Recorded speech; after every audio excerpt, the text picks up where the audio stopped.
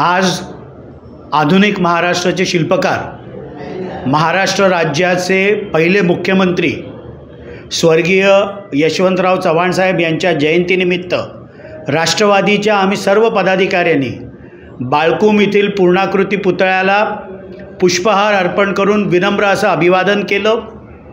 महाराष्ट्र राज्याचा इतिहास ज्यावेळेला लिहिला जातो त्यावेळेला तो इतिहास स्वर्गीय यशवंतराव चव्हाण साहेबांच्या योगदानाबिना तो लिहिला जाऊ शकत नाही।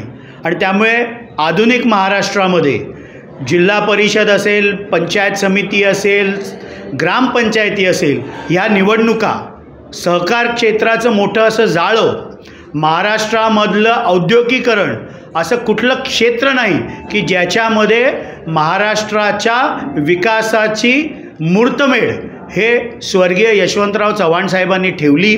आणि त्यामुळे आज त्यांच्या जयंतीनिमित्त राष्ट्रवादीच्या आम्ही सर्व पदाधिकाऱ्यांनी त्यांना पुष्पहार अर्पण करून विनम्र असं अभिवादन केलेलं आहे।